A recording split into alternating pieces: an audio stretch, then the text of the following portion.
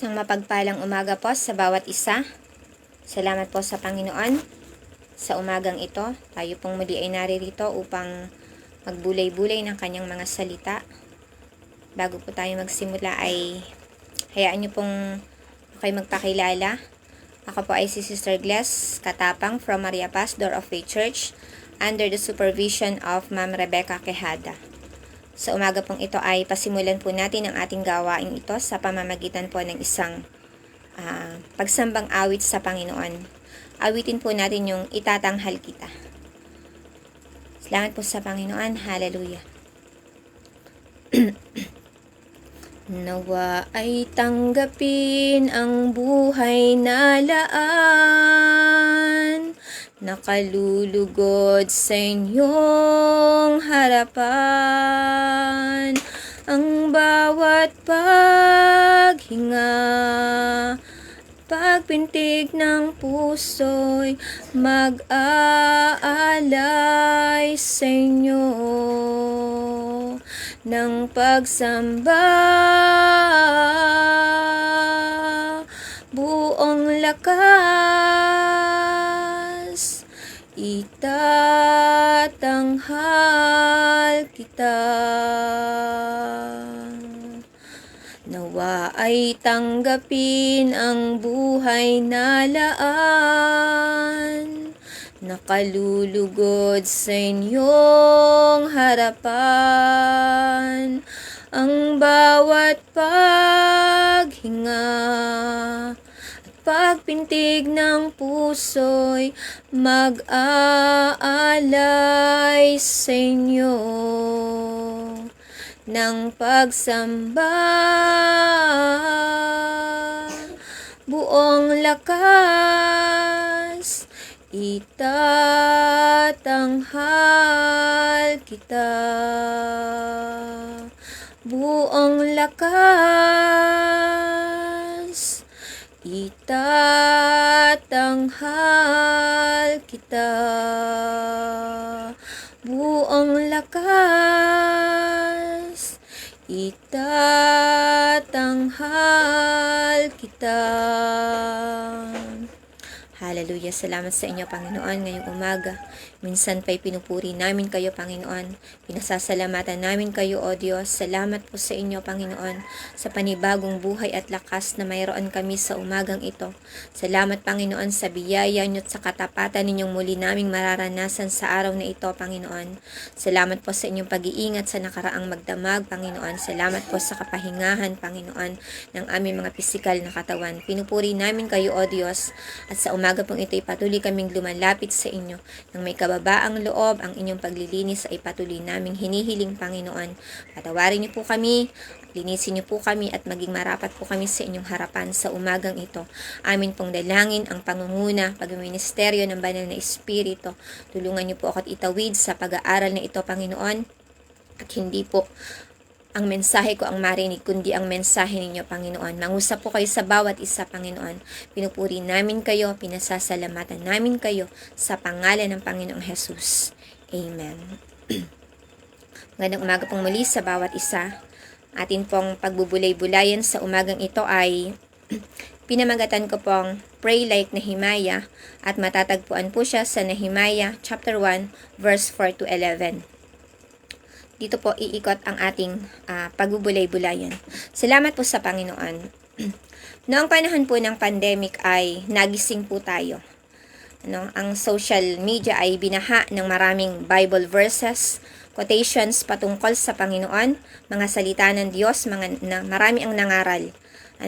Salamat po sa Panginoon nung wala pa yung pandemic, hindi ganon ang social media. But nung nag-pandemic ay ito ang naging laman ng social media at salamat po sa Panginoon.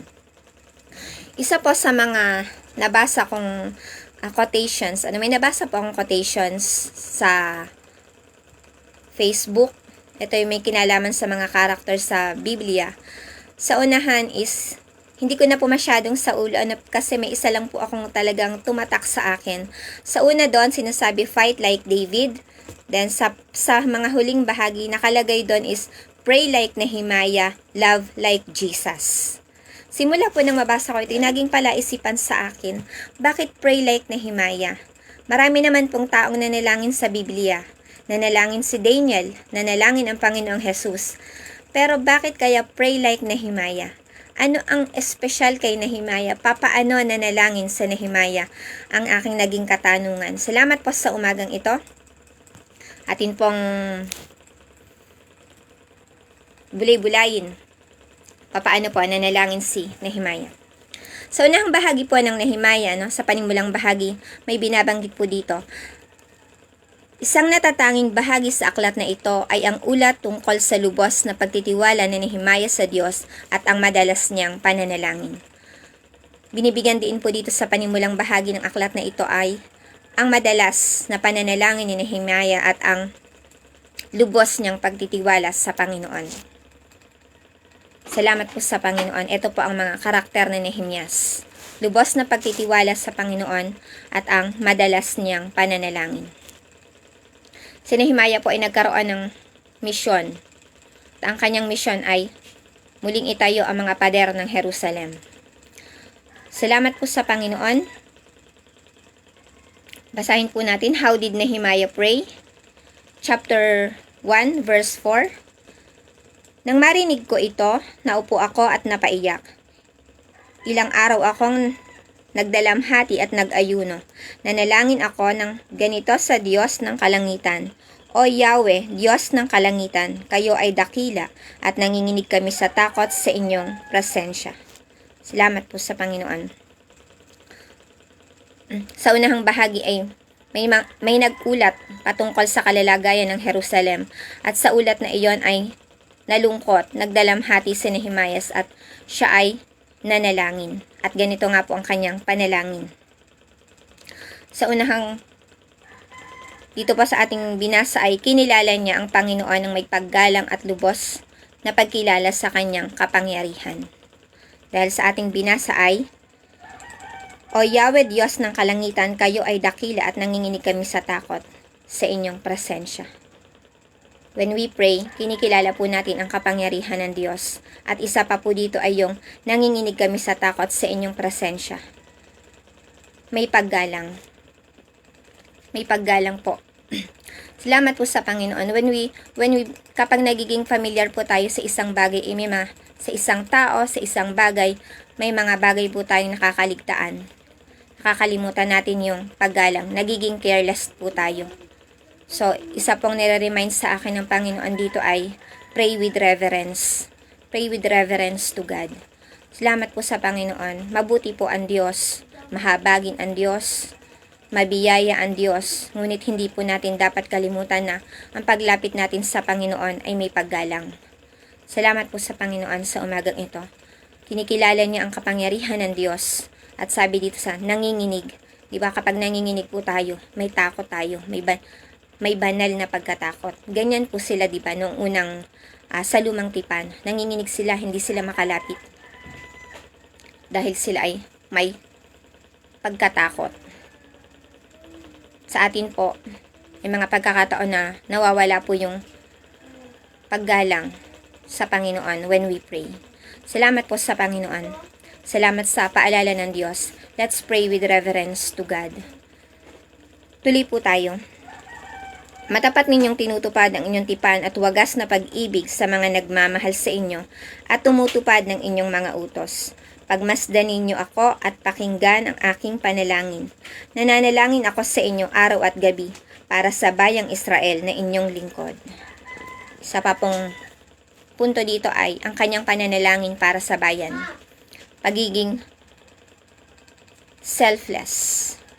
Hindi po siya nakafocus sa kanyang sarili, kundi para sa iba.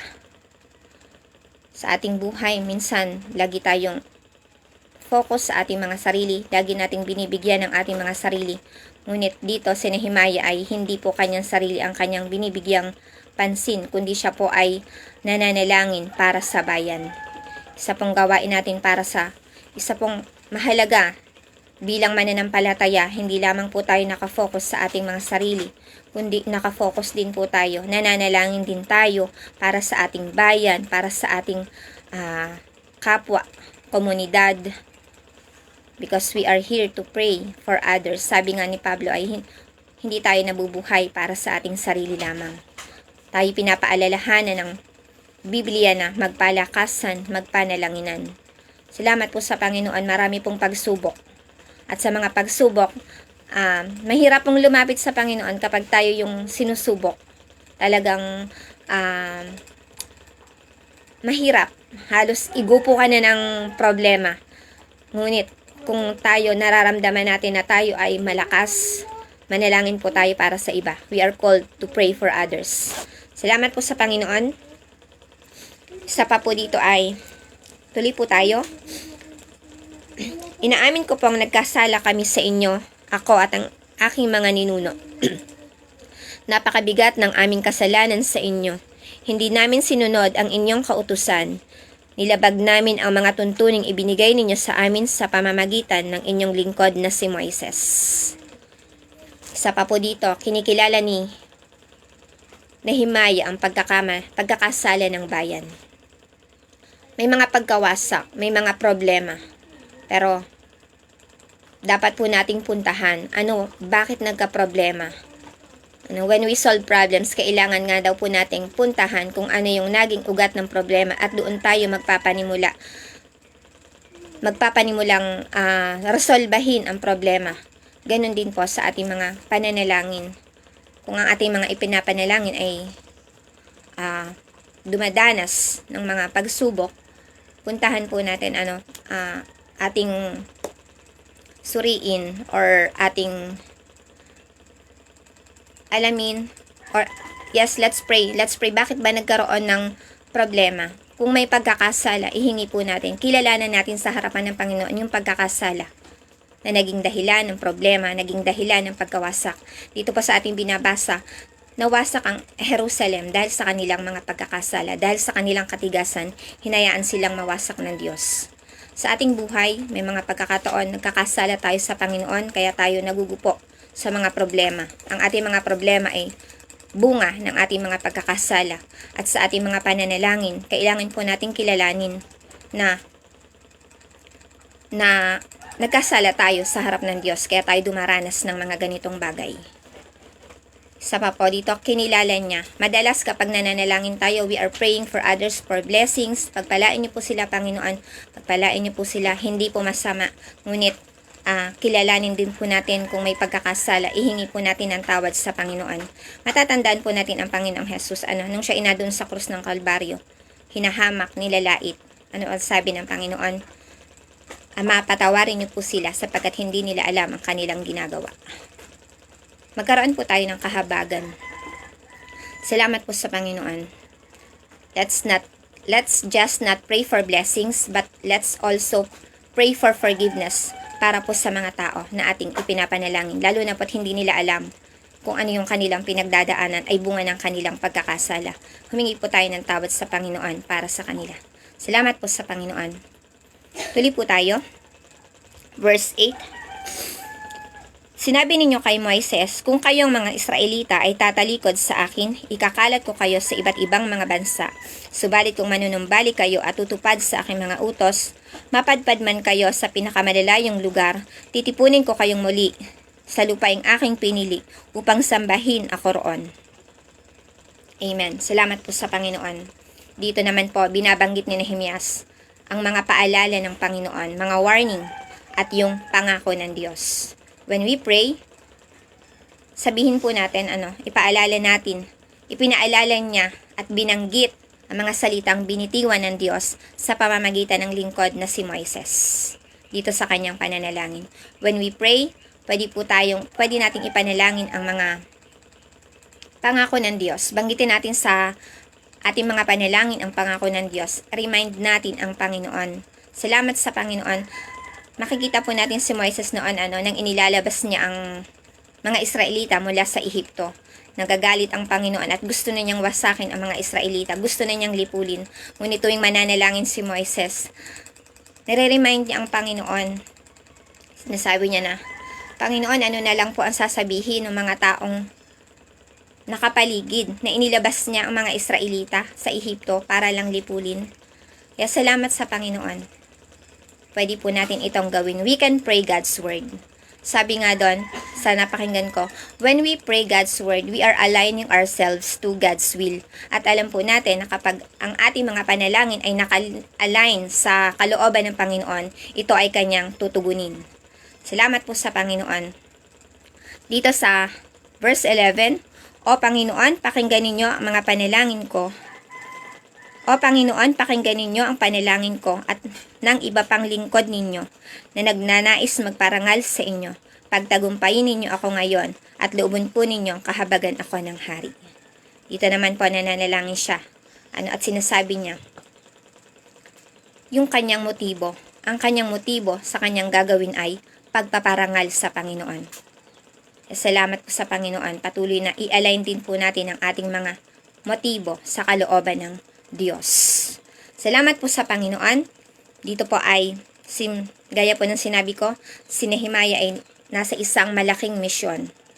At hindi man po tayo tinawag para sa isang malaking misyon, tayo po ay may mga misyon pa rin. May mga misyon tayo para sa ating kapwa, may misyon tayo para sa ating mga pamilya. At tayo ay tinatawag upang manalangin. At dito po, ang misyon ni Nehemiah ay pinasimulan sa pamamagitan ng panalangin habang nasa misyon ay nananalangin. Kung mababasa po natin ang chapter 4 ng aklat na ito, habang itinatayo nila ang pader, gumagawa sila ay nananalangin. At hindi po madali ang pinagdaanan ni Nehemiah.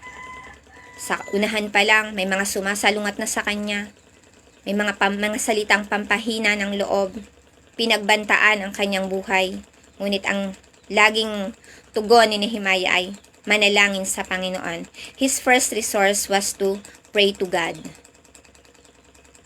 Minsan kapag nagkakaproblema tayo, ang nagiging natin is isipin. Isipin, maglaan ng oras, isipin. Pero dito, sa mga pinagdaanan ni Nehemiah, sa mga kanyang kinakaharap, ang kanyang first resource po ay manalangin sa Panginoon. Our first resource should be to pray. Hindi po, sabi nga, our first resource is to pray to God. Ang prayer ay hindi po natin last resource. Salamat po sa Panginoon, nakapangyarihan ang panalangin. Dito makikita po natin na si Nehemiah ay pinagtagumpay ng Diyos. So dito po sa ating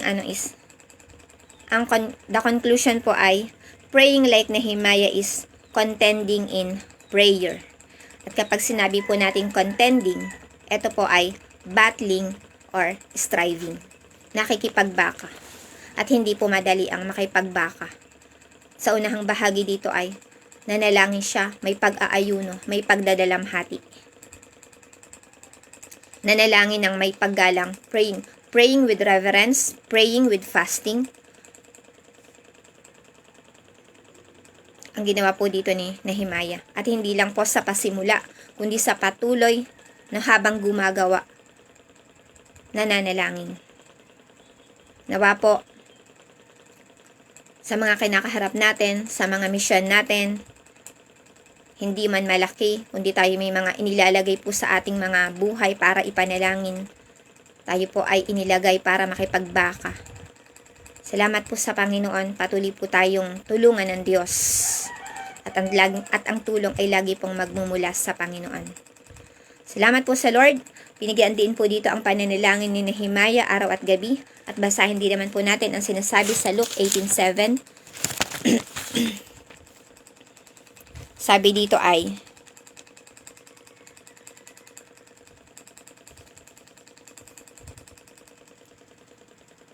ngayon, ipagkakait kaya ng Diyos ang katarungan sa kanyang mga hinirang na dumaraing sa kanya araw-gabi.